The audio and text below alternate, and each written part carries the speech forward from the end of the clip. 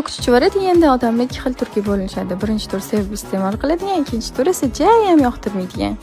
O'sha ikkinchi tur jayam yoqtirmaydigan yaqiningizga shu usulda bitta ko'k chuchvara tayyorlab berib ko'ring. Ishoning, shunaqa yoqtirib qolishadi, keyin faqat shu usulda ko'k chuchvara tayyorlaydigan bo'lasiz. Ishimizdan ismaloqlarni qaynoq suvda 20 minut qoldirishdan boshlaymiz. Bitta piyozni mayda qilib to'raymiz, ketidan qiyma qo'shamiz. Meniki yog'siz bo'lgani uchun ozgina dumba ham qo'shib yubordim. Ziravorlardan tuz, murch, miyat. Men alohida oddiy chuchvara uchun ham farsh tayyorladim. Yumshoqdan sal qattiqroq qilib qorilgan xamirimizni 30 minut tindirib, yuqadan sal qalinroq qilib yoyamiz. Xohishga ko'ra mayda yoki o'rtacha qilib kesishingiz mumkin. Meni xamirlarim esa o'rtacha kesilgan. Aytgancha siz qaysi turga kirasiz? Ko'k chuchvara yaxshi ko'radiganmi yoki yaxshi ko'rmaydiganmi? Izohlarda yozib qoldiring, hammaga javob beraman. Chuchvaralarimizni shunaqa shiringina qilib tugib olamiz. Menda bitta zoladan 2,5 patnis chuchvara chiqdi.